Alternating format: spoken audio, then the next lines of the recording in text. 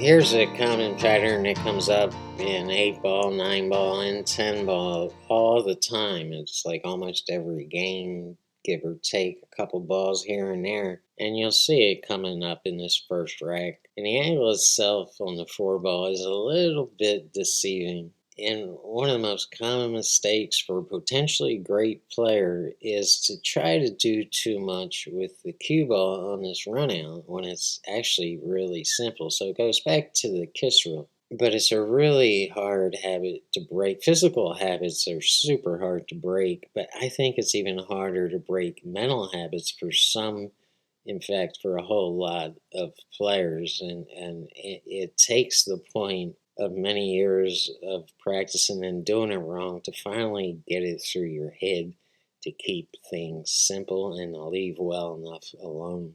You have to get to a place where you finally realize that you're not putting on a show, you're just doing what you have to do to run this rack and win this game and win this set. You don't have to prove in every game how much you know about pool. You don't have to impress anyone, you just have to get the cash.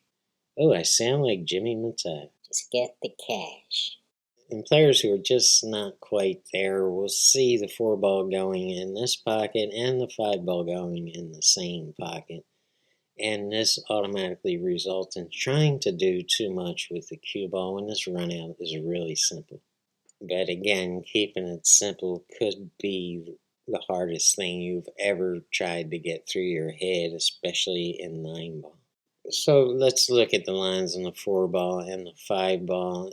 And the player's agenda here will be to try to get from the 4 to the 5 on that pocket by drawing this back to the rail and spinning it off the rail to get back to the right angle on the 5, if that's how you intend to do it. Other players will try to go 2 rails on this to the right-hand rail, to the left-hand rail, and a bounce back up. And they come up short because, again, this angle is a little deceiving. And it's a much fuller ball hit than it actually looks like in their heads as they're picturing this. So that cue ball's not going to move all the way back to the left-hand rail, and you're probably going to get stuck and get yourself in trouble. I recommend setting this pattern up and working on it over and over until you get this right. And understand that this is the wrong way because it's such a full ball hit. It's going to take all the momentum off the cue ball.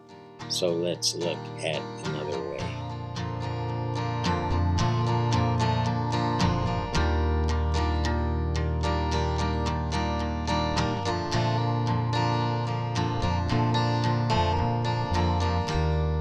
And as you discover this better way to do this, you're going to wonder why the hell you were thinking about doing it the hard way to begin with.